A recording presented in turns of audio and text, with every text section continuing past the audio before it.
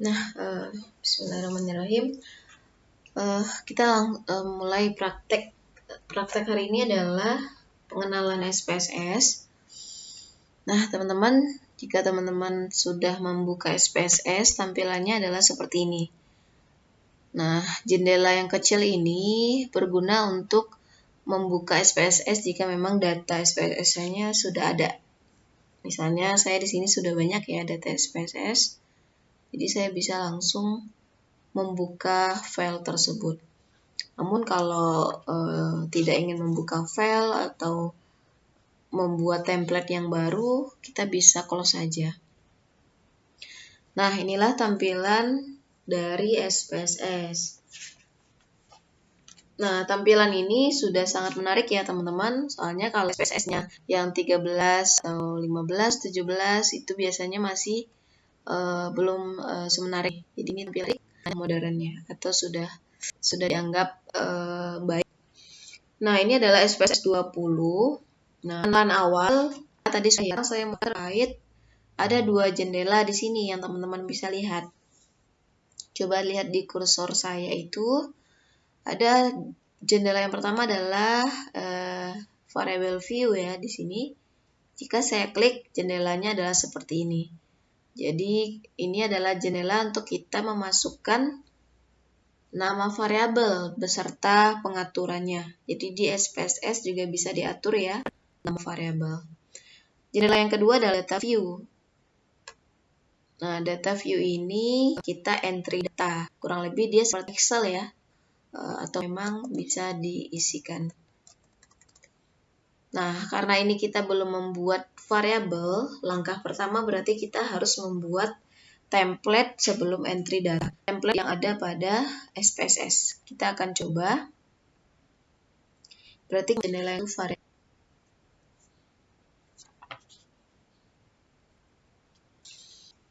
Oke, ada misalnya nanti dulu. Kita langkah pertama adalah memasukkan nama responden. Tentuan dalam memasukkan nama responden. Yang pertama adalah maksimal karakter juga yang dibolehkan adalah 8. Jadi teman-teman, lagi ada syarat juga dalam pembuatan nama variabel. Namun sebenarnya kalau untuk versi 2 ini bisa dari 8 ya sebenarnya. Namun kita sepakati saja untuk nama, kita sepakati hanya boleh maksimal 8 karakter. Syarat yang kedua adalah untuk nama variabel tidak boleh ada spasi. Jadi itu ya teman-teman. Yang ketiga tidak boleh ada yang sama atau double. Jadi tidak boleh ada yang sama. Jadi ada 3 syarat untuk nama. Kita bisa contohkan. Yang pertama saya ingin variabel ya. Ini saya nomor. Kita berikan spasi ya. Kita coba. Nah, ya tadi memang disesuaikan.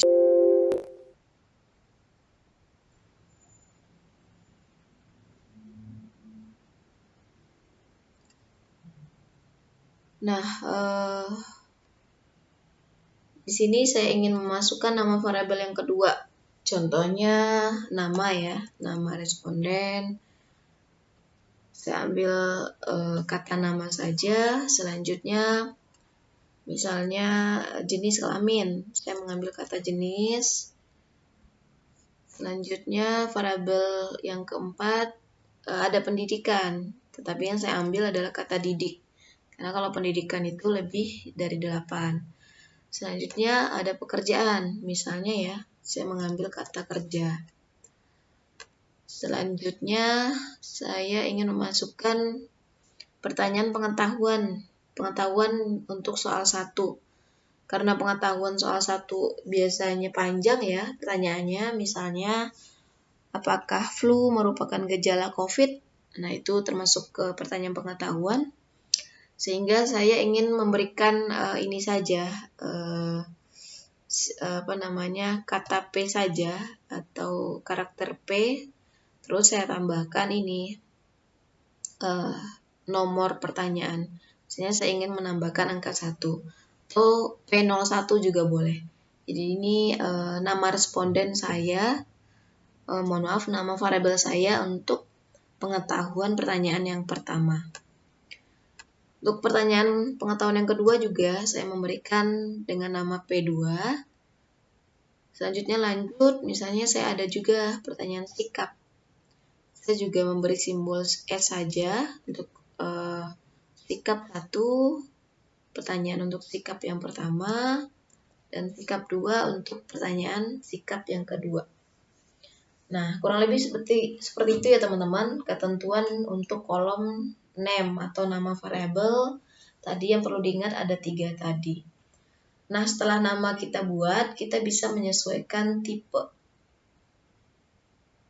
Nah, kita bahas apa sih maksud dengan tipe.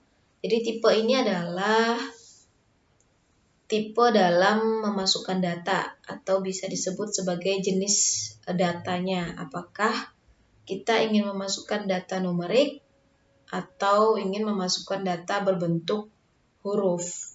Nah, kemarin sudah dibahas ya. Kalau data berbentuk huruf berarti kita tipenya adalah string. Jadi masih ingat ya istilah string. Nah, untuk nomor, karena di sini sudah berbentuk numerik, kita tidak perlu rubah karena sudah sesuai. Sedangkan variabel yang kedua saya yaitu nama. Nah, tipenya di sini numerik. Ini berarti tidak sesuai ya teman-teman. Karena nama ini adalah nanti data yang akan saya masukkan adalah berupa huruf. Jadi saya akan rubah. Cara merubahnya tinggal diklik saja. Di sini ada tombol biru kecil ya tadi di sini. Nah, di sini banyak pilihan untuk tipe variabel. Namun pada pembelajaran kita yang sering kita gunakan adalah kalau tidak numerik, terus untuk tanggal yaitu date, untuk huruf adalah string. Jadi ada 3 saja yang biasa kita gunakan. Nah, untuk nama berarti kita ganti ke string karena memang berbentuk isiannya nanti adalah huruf. Nah, jika sudah ditentukan bisa klik OK. Nah, untuk jenis isiannya berupa apa? Nah, jadi yang perlu diingat adalah coding ya. Jadi teman-teman, yang menjadi isian atau data yang akan kita masukkan adalah codingnya. Jadi untuk jenis kelamin, walaupun nanti ada opsi perempuan laki-laki, tetapi yang kita masukkan bukan kata perempuan atau kata laki-laki, tetapi codingnya. Sehingga untuk tipenya tetap numerik ya, karena nanti kita akan memasukkan codingnya, mungkin antara coding 1 atau 2, atau boleh juga codingnya 0 atau 1. Untuk didik juga sama, yang dimasukkan adalah codingnya. Misalnya 1 SD, 2 SMP, dan sebagainya, sehingga tipenya tidak perlu dirubah. Kerja juga ada codingnya ya, misalnya ada PNS 1, wira swasta 2, dan sebagainya. Untuk pengetahuan, biasanya pilihannya adalah benar salah atau ya tidak. Berarti yang dimasukkan juga coding, misalnya 1 untuk ya, 2 untuk tidak, atau 1 untuk benar, 2 untuk salah. Teman-teman berarti untuk tipenya sudah benar. Begitu juga dengan sikap. Sikap juga nanti berupa coding, yaitu codingnya pertanyaan sikap. Opsinya adalah sangat setuju, tidak setuju, dan lain-lain. Jadi untuk tipe, untuk contoh yang saya berikan sudah sesuai ya teman-teman. Jadi yang hanya string yaitu untuk variabel nama saja. Nah, berarti kita sudah mengatur nih untuk tipe. Kita lanjut ke aturan kolom yang ketiga, yaitu width. Nah, width di sini bisa diartikan jumlah karakter yang bisa masuk. Contoh kemarin untuk nama otomatis kita menggunakan jumlah karakter yang lebih banyak. Jadi misalnya ada 20 karakter karena ada nama orang ya yang sampai 20 atau sampai 25 dan sebagainya. Nah, untuk width ini disesuaikan juga. Namun yang perlu diketahui untuk mempermudah teman-teman, jika width-nya ini sudah otomatis 8, terus yang kita masukkan itu juga tidak lebih dari 8 karakter yang dibutuhkan, teman-teman tidak perlu merubah. Karena itu akan memperlama ya. Jadi untuk mempermudahnya, jika memang karakter yang dibutuhkan sudah di bawah 8 atau 8, untuk width-nya tidak perlu dirubah. Namun jika lebih dari 8, teman-teman perlu menambahkan luas atau karakter yang dibutuhkan. Nah, untuk nomor ini biasanya, misalnya saya respondennya cuma sampai ratusan. Berarti width-nya tidak perlu saya rubah. Nah, sedangkan nama, di sini saya membutuhkan 20 misalnya ya, atau 25, atau bahkan 50. Berarti saya bisa rubah. Caranya adalah tinggal diklik dulu. Nah, di sini akan muncul tanda panah ke atas dan tanda panah ke bawah. Nah, sesuai dengan tandanya, jika kita klik panah ke atas, ukurannya akan bertambah. Sedangkan jika klik tanda panah ke bawah, ukurannya juga akan berkurang. Nah, namun secara otomatis kita juga bisa ketik ya. Kita bisa hapus, lalu kita ketik saja. Sesuai kita ketik seperti Microsoft Excel biasa. Itu dengan karakter 50 misalnya. Jadi itu lebih cepat ya daripada klik 50 kali untuk penambahan karakter. Nah, juga sudah sesuai, kita bisa lanjut ke variabel yang ketiga. Untuk yang ketiga, saya membutuhkan hanya satu karakter ya, karena pilihannya untuk jenis kelamin adalah antara 1 atau 2 saja.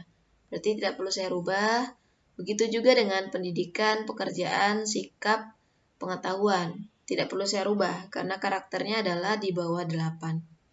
Jadi untuk width sudah selesai saya lakukan pengaturannya.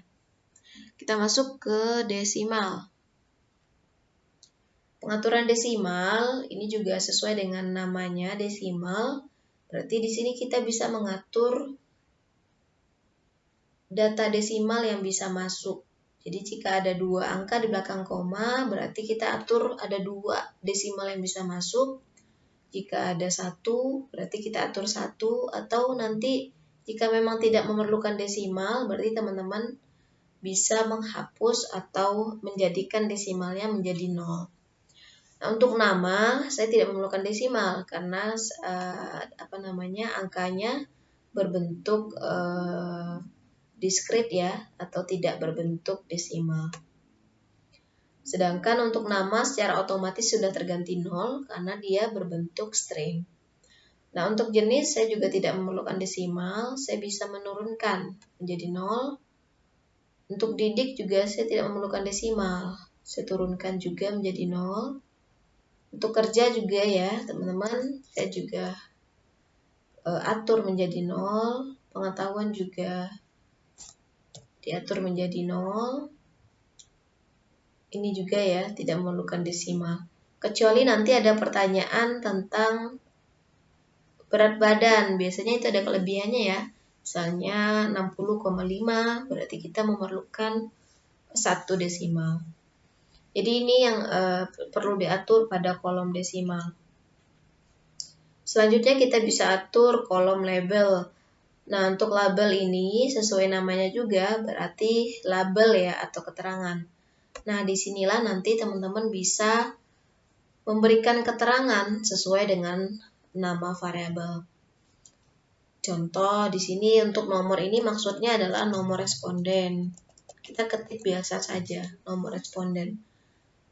Sedangkan nama di sini juga yang dimaksud adalah nama responden. Nah, sedangkan didik di sini maksudnya jenis di sini yang saya masuk adalah jenis kelamin, bukan jenis buah-buahan atau jenis sayuran ya, tapi yang saya maksud adalah jenis kelamin. Jadi kita bisa menambahkan pada keterangan label. Pendidikan, di sini keterangannya adalah pendidikan. Pekerjaan juga keterangannya juga pekerjaan. Nah, P1, nah ini teman-teman P1, teman-teman bisa sebenarnya untuk label ini bisa kopas saja dari kuesioner. Jadi nanti bisa dikopas saja pertanyaan pengetahuan 1. Contoh pertanyaan saya adalah, apakah flu merupakan gejala COVID. Nah, ini pertanyaan pengetahuan 1 saya. Jadi, agar lebih cepat, nanti dari kuesioner tinggal dikopas saja ke kolom label. Pertanyaan kedua juga sama. Misalnya, apakah demam merupakan gejala COVID? Nah, itu ya untuk label.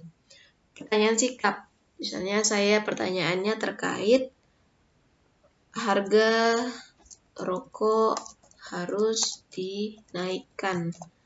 Jawabannya berarti setuju, tidak setuju, dan sebagainya. Nanti disesuaikan dengan kuesioner. Sikap yang kedua, saya ingin menanyakan membuang sampah harus kena sanksi, misalnya ya. Jawabannya berarti setuju, tidak setuju, dan sebagainya. Nah, ini yang dimaksud sebagai kolom label. Nah, agar lebih cepat tadi sesuai arahan, kita langsung kopas saja dari pertanyaan yang ada pada kuesioner. Selanjutnya kita atur value. Nah, value di sini artinya adalah opsi ya atau coding yang kita lakukan. Misalnya tadi ya, misalnya kita ingin membuat coding jenis kelamin, berarti kita berikan keterangan di sini, yaitu misalnya angka 1 untuk laki-laki dan angka 2 untuk perempuan. Jadi pemberian keterangan pada kode bisa dilakukan pada kotak value. Nah, untuk kotak value ini juga yang diisikan adalah yang memang memerlukan keterangan opsi atau keterangan kategoriknya atau keterangan codingnya. Jika memang tidak ada keterangan coding, teman-teman bisa ini saja tetap seperti ini, yaitu tidak diatur atau non ya. Nah, untuk nomor kita lihat satu persatu. Untuk nomor berarti tidak perlu ya, karena memang tidak ada opsi atau codingnya. Untuk nama juga tidak. Nah, untuk jenis kelamin ini ada. Jadi sesuai kuesioner saya memberikan codingnya 1. Jadi kita klik di value artinya nilai ya teman-teman. Kita klik kodenya yaitu 1. Terus labelnya juga jangan lupa yaitu laki-laki. Setelah itu kita add saja. Nah, untuk coding jenis kelamin saya ada 2 ya.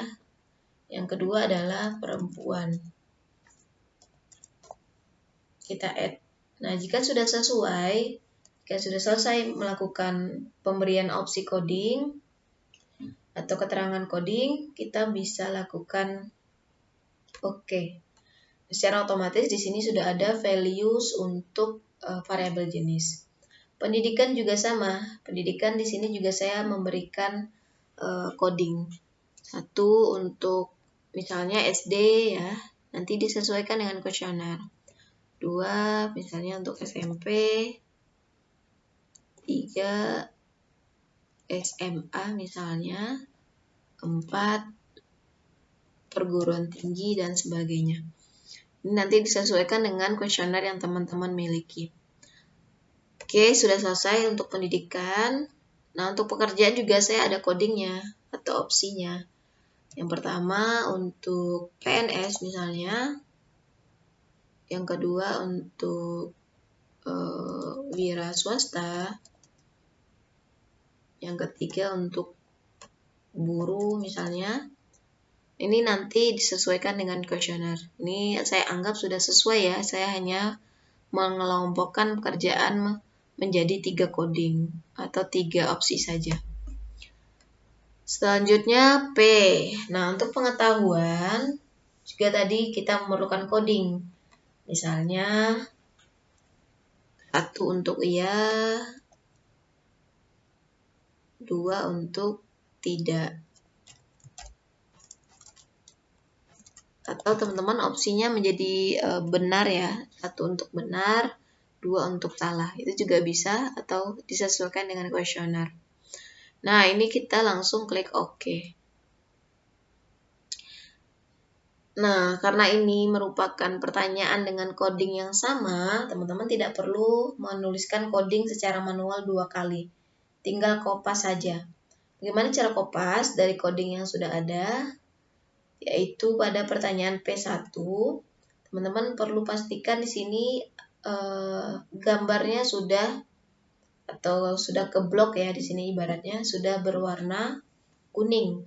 Sehingga kita bisa langsung klik saja di keywordnya itu Ctrl T. Jadi secara otomatis perintah copy sudah dilakukan.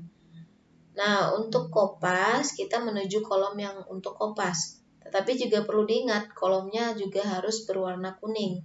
Sehingga kita harus klik dulu di sini, terus close lagi. Nah, sehingga dia sudah berwarna kuning, kita langsung Ctrl V. Nah, secara otomatis coding sudah bisa dikopas. Jadi itu ya teman-teman, tidak perlu melakukan penulisan coding secara manual beberapa kali jika memang pertanyaannya memiliki coding yang sama. Nah, begitu juga dengan sikap. Di sini misalnya coding saya atau opsinya untuk 1 sangat setuju,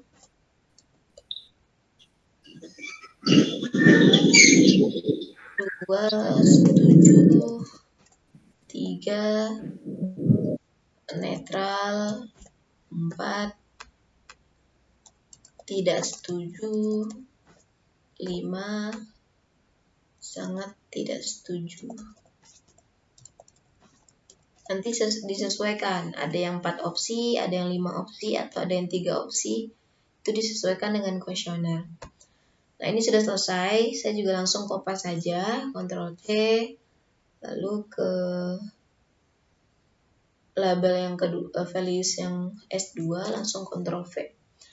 Oke, teman-teman, di sini saya sudah selesai mengatur template untuk kolom value.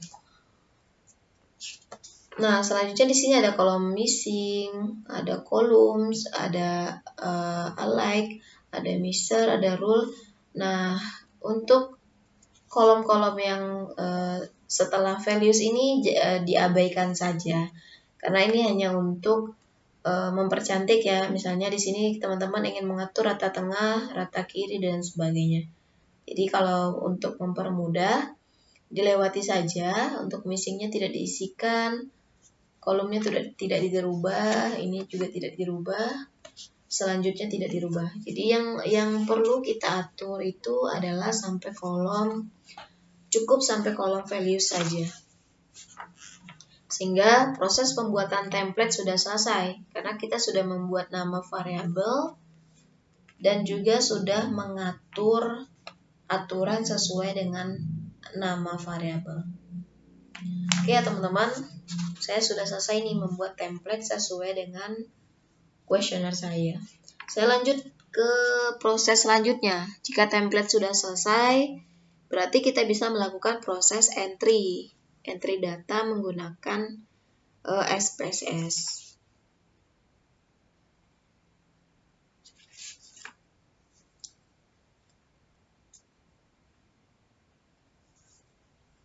Oke. Nah, di mana kita bisa entry data? Nah, kita masuk ke jendela yang pertama, yaitu data view. Jadi, bisa dipastikan dulu ya teman-teman, kita sudah sesuai aturannya. Lalu kita ke jendela untuk entry data, kita klik saja data view. Nah, secara otomatis di sini teman-teman sudah lihat ya, kolomnya sudah tersedia sesuai dengan nama variabel yang kita masukkan. Jadi karena tadi saya sampai S2 saja nama variabelnya, berarti kolomnya juga sampai S2. Yang perlu diingat pada jendela ini ada yang dimaksud dengan kolom. Nah, ini yang dimaksud dengan satu kolom ya teman-teman. Nah, ini menandakan satu variabel. Jadi variabel ini, kolom ini nama variabelnya adalah nomor. Kolom yang kedua juga menandakan satu variabel, yaitu namanya adalah nama. Sedangkan di sini ada yang disebut baris. Nah, untuk baris di sini ada istilahnya sebagai kasus atau case atau responden. Jadi ini ya, jika kita klik baris pertama berarti ini untuk kasus pertama atau responden pertama atau isian responden yang pertama. Berarti jika nanti tercatat ada 2 kasus, berarti nanti isiannya adalah ada pada baris pertama dan ada pada baris yang kedua. Itu ya yang perlu diketahui.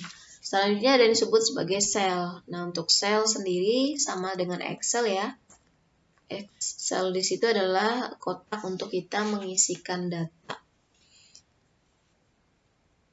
Nah, itu ya teman-teman. Kita bisa lanjut ke proses entry data. Proses entry data disesuaikan dengan kuesioner. Misalnya kuesioner pertama saya atau kuesioner responden yang pertama, berarti nomornya yang pertama, misalnya namanya Ani. Ini juga diketik secara manual saja sesuai dengan kuesioner. Nah, untuk jenis, teman-teman jangan menuliskan perempuan atau laki-laki, karena tadi kita sudah atur untuk jenis, ini yang masukkan adalah codingnya.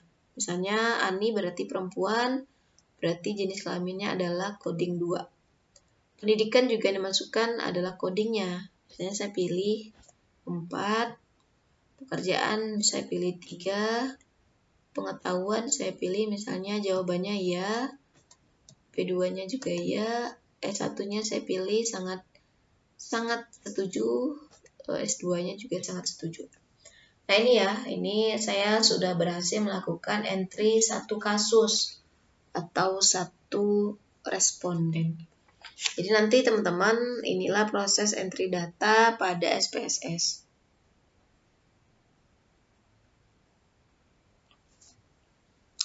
Nah, bisa lanjut ke responden yang kedua, ketiga, dan seterusnya.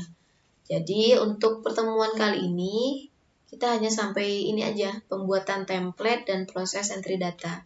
Insya Allah minggu depan kita langsung lanjut ke cara-cara menghapus variabel, cara menambahkan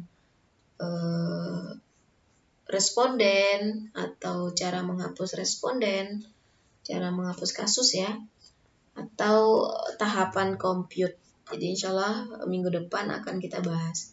Jadi nanti teman-teman bisa di sini ya, bisa menghapus, bisa menambahkan, atau bisa menyisipkan jika memang respondennya itu misalnya kelengkap ya.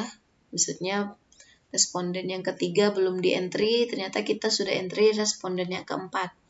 Berarti kita bisa sisipkan atau menambahkan baris untuk kasus yang ketiga. Itu ya, nah, nanti insya Allah kita akan bahas. Nah, untuk tugas, kembali lagi karena ini tujuan pembelajarannya adalah keterampilan, tugasnya di sini adalah teman-teman melakukan entry data menggunakan SPSS. Syaratnya di sini ada 50 ya yang di entry. Selanjutnya, syarat yang lain adalah menggunakan kuesioner masing-masing. Nah, kuesionernya bisa disesuaikan atau digunakan kuesioner yang kemarin, yang Epidata, atau kuesioner yang baru. Oke, itu saja ya teman-teman pembelajarannya. Ada yang mau ditanyakan, silakan.